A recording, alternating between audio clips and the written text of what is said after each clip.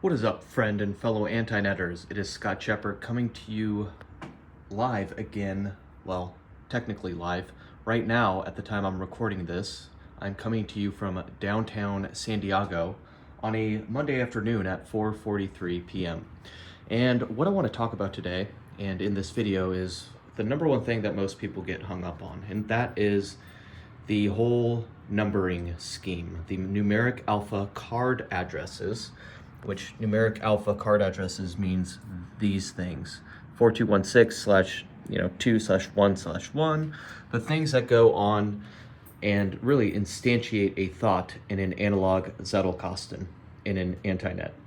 And so what I want to show you here, this is a new section that I started building out, a new branch in my Antinet called 4216, and it's on really the branch of writing a thesis and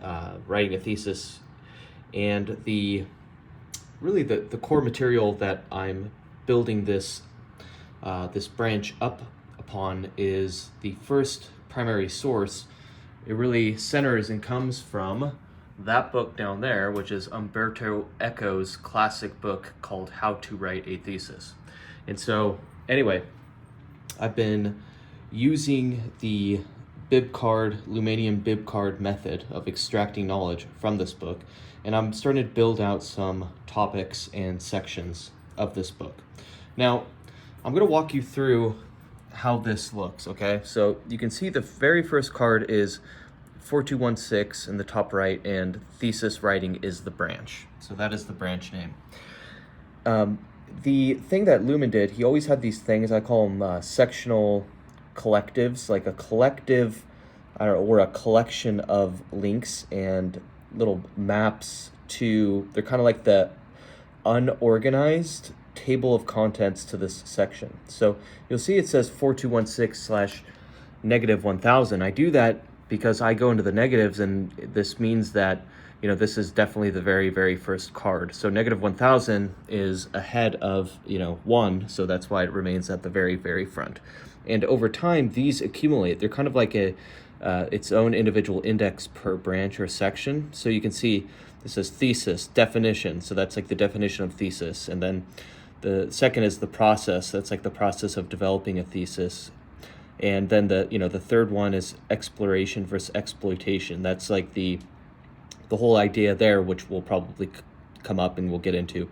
But you can see how these kind of things, these form like the basis, the skeleton of like this emerging table of contents. That's going to be different once it is integrated into either a thesis or even a book, right? You're going to kind of reorganize the linear order in which you want to lay out the table of contents. So that's that.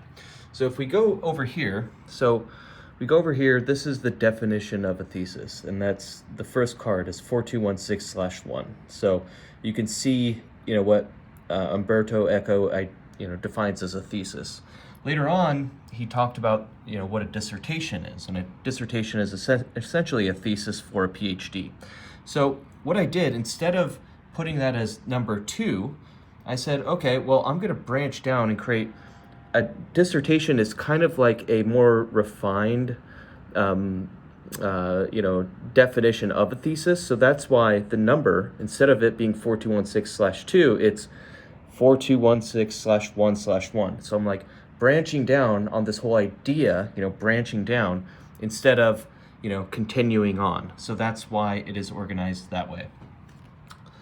The next one, this is 4216/2. This entails the process, the actual process and the routine of developing a thesis. What you can see here in this type of card is I'm linking to other areas in my Antinet. You can see like the concept of a 2-hour work routine, like a deep work routine.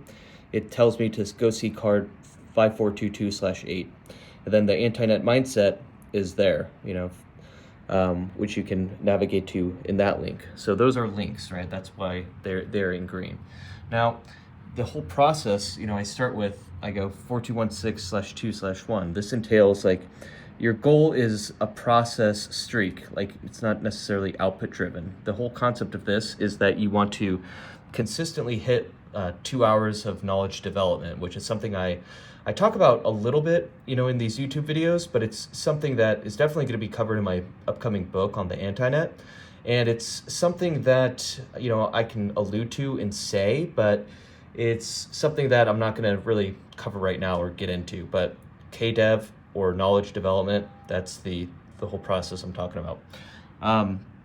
And this, you can see, this is an extension, 4216/2/1. I'm extending this idea. You can see how the two cards, they branch across. So it's 2/1. So I think I have 2/1/1 because I'm continuing this idea right here. And this is, once again, full disclaimer, by the way, because I always get, a little bit of pushback every time I bash Sankey Arens, but this is yet another instance of a myth. Sankey Arens was big on the whole.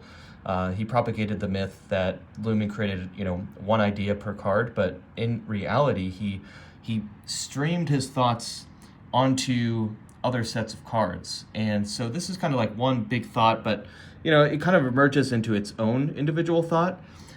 So anyway, the whole one idea, the atomic concept of one idea per card is actually a myth. Lumen frequently, created what I call thought streams, like streams of thoughts that go across cards. And then, you can say, for instance, that I come up with a thought later on that fits more over here. I can always, add that. And the way I add that, I could create 4216/2/1/0 and even go into the negatives. Now, creating zeros is not something Lumen did, but he always found a way to branch down and insert thoughts. Like the name of the game of this whole thing is to kind of see this whole thing as one big research paper, and each individual one almost like its own paragraph in a sequence. And you want to always add any new thought to the closest card, okay? Anyway, we have 4216/2/1, and then, this kind of extends that thought. Then this is kind of a new type of thought of 4216/2/2. And it talks about, let's see here, Umberto Eco espouses the idea of viewing research as about the process or about the experience more than output. So he talks about that. And then this one kind of talks a little bit more and emphasizes more this point.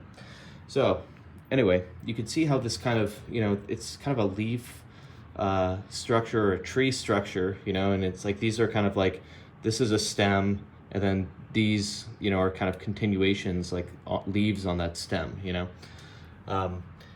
So that's the whole process right here. Then I get into another concept, exploration, growth, and then I get over here. This is about choosing a topic for a thesis, and you can see here Umberto Eco essentially outlines, like the whole point here is that he outlines that what you should write about is a topic that you already have a lot of experience about. So that's that kind of concept or idea, experience. Then I get on over here, so that's 4/1. Then over here I talk about how I elaborate on this and I say, yet I hold that merely choosing a topic based on experience is only part of the answer, and in many cases the wrong answer. What about those who hate their current field? And so what I'm introducing here is the whole concept that there's really a formula. You want to choose a research topic that, number one, you have experience with, sure, but more importantly, or just as important, is fascination. And experience times fascination, times hard work equals mastery, which equals passion. And this whole concept is revolves around something that I was introduced to by another individual. And the whole point here, and this kind of echoes what Cal Newport has talked about in his book, So Good They Can't Ignore You, is that passion is not found. It's actually comes through hard work. Passion is created. So you can see how experience times fascination times hard work equals mastery, which equals passion. And then passion times persistence equals grit. So this is kind of me combining and creating an idea, a branch off of that. And then I get into that. I get into and then another principle that's related to that. Now, you can see how this kind of entails, first it's experience, then it's my point of view, which is, fascination matters just as much. And I introduce these formulas for kind of creating and finding your own way to create like a research topic and find your own topic. But then, so this is within the branch 4216/4. You can see, and I'm going down, 42164.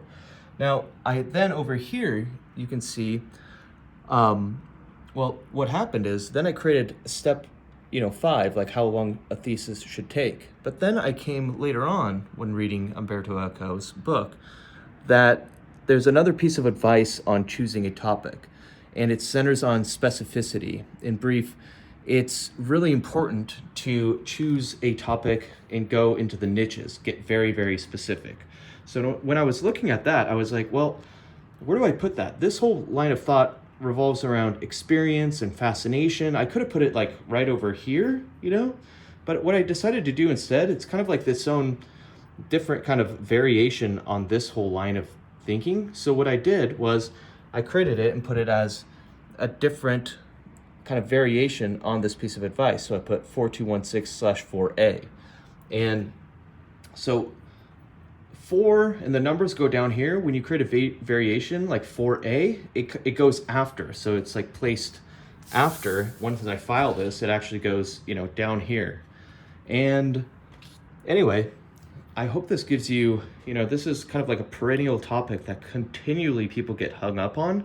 The cool thing is that the numbers don't really, it's hard to like for me to actually say this and for people to comprehend it without doing, but what you'll discover is the individual numbers don't make sense or don't really matter as much as the actual order and sequence, because you can create that type of, this type of sequence, right?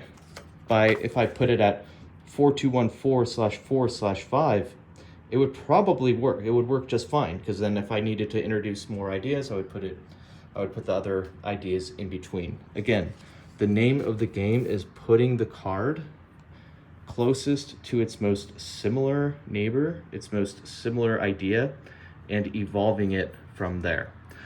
Anyway, I think that this will give you, if not a little bit more illumination and understanding of precisely what I was trying to teach, there's probably something else that it has created a light bulb of illumination in your mind about, and shown you a little bit more about how numbering in an analog Zettelkasten in Antinet actually works. So I hope this helped, and stay crispy, everyone, and peace and love. I'll talk to you later. Keep developing knowledge, keep doing things the crazy way, the old school way, and the way that I contend is clearly and obviously the best way, the analog way, the Antinet way. Peace and love. Talk to you later. Bye-bye now.